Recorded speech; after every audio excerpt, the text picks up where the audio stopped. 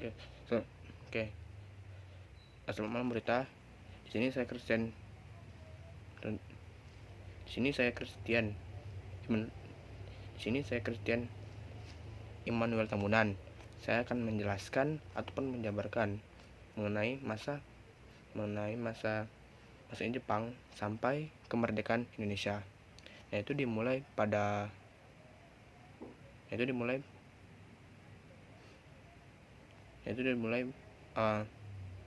pertama kali pada tanggal 11 Januari 11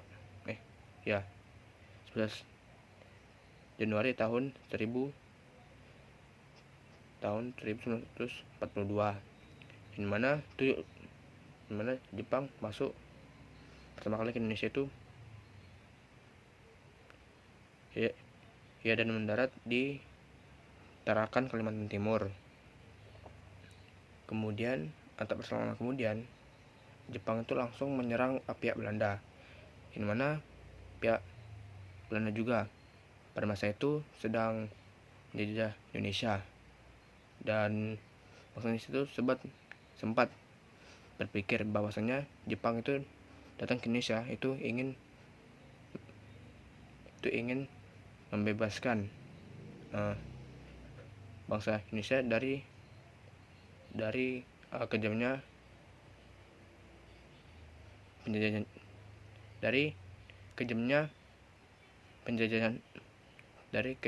penjajahan Jepang.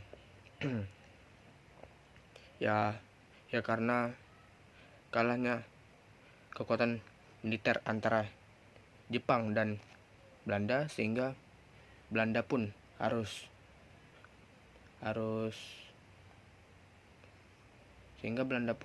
menyerah tanpa syarat kepada Jepang pada masa itu. Nah, kemudian Jepang pun itu mengungkapkan propaganda yakni saudara tua kepada bangsa Indonesia supaya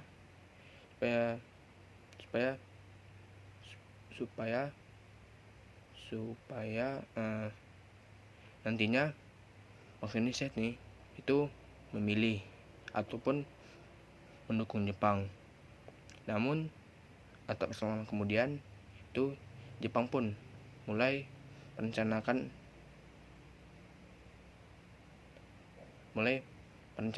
kerja paksa ataupun disebut dengan Romusa. Nah, ini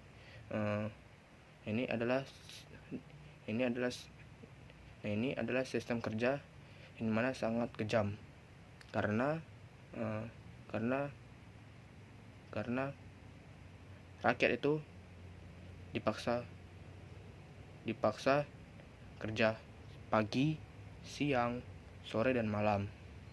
Namun hasil yang mereka terima itu tidak setimpal dengan kerja keras yang mereka lakukan, sehingga pada saat itu banyak rakyat yang mati karena kelaparan ataupun karena lelah bekerja.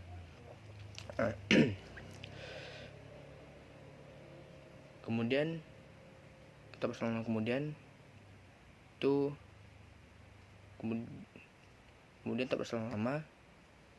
pihak Jepang itu membentuk 4 organisasi. Yang pertama ada Gerakan 3A, kemudian Senendang, kemudian Keibodan, dan yang terakhir itu Fujinkai. Nah, ini kalau yang Gerakan 3A itu memiliki prinsip Jepang sebagai cahaya Asia, kemudian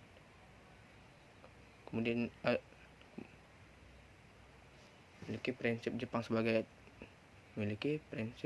sebagai cahaya Asia, Jepang sebagai pelindung Asia, dan Jepang sebagai pemimpin Asia.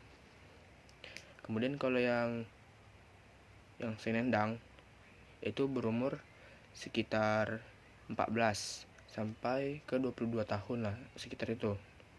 Nah, ini itu barisan pemuda, di mana barisan belakang yang membantu pertahanan di lini Jepang.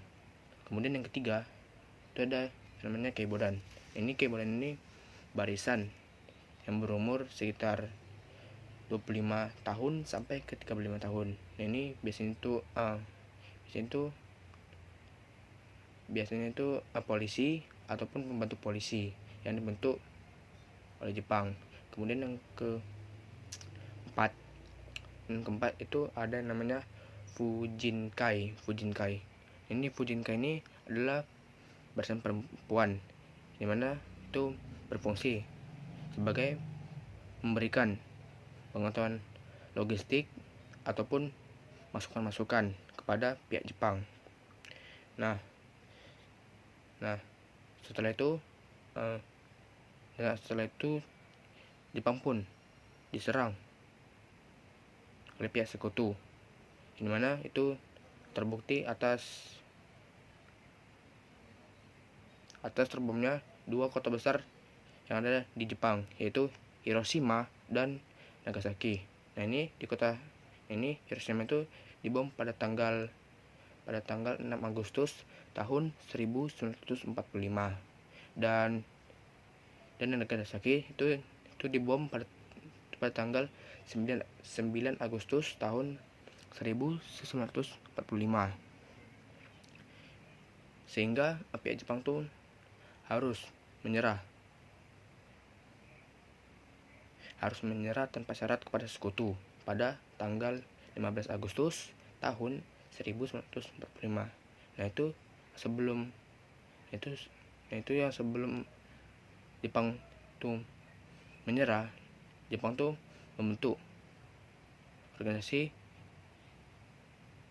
yang bernama BPPKI dan PPKI, dan menghasilkan rapat yang mana hasilnya itu yang pertama itu perumusan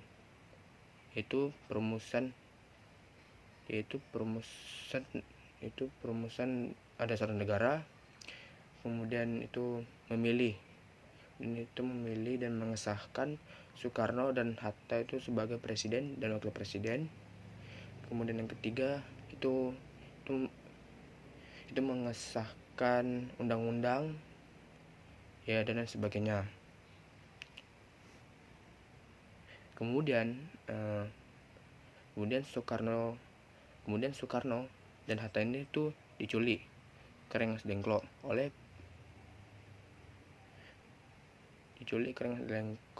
oleh golongan muda karena adanya perbedaan pendapat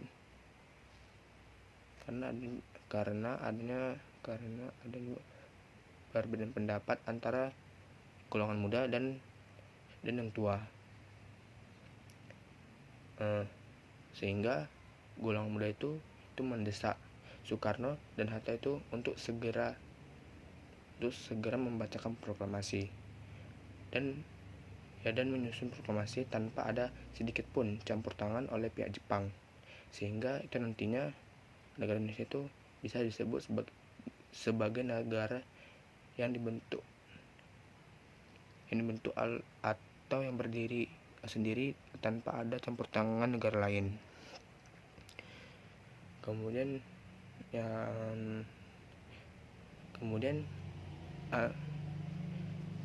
Soekarno,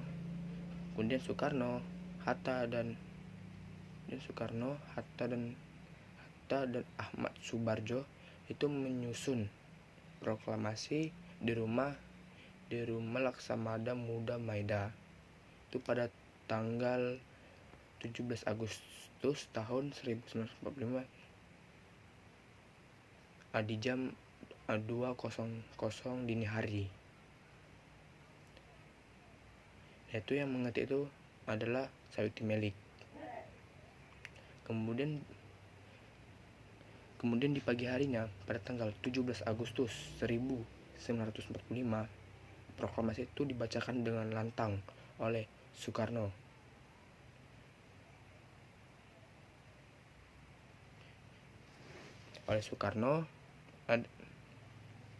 oleh Soekarno dan didampingi oleh Hatta, serta menaikkan bendera yang dijahit sendiri oleh Ibu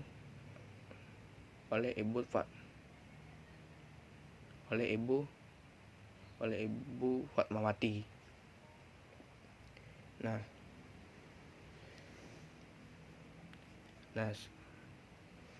sekian dari saya. Terima kasih. Dadah.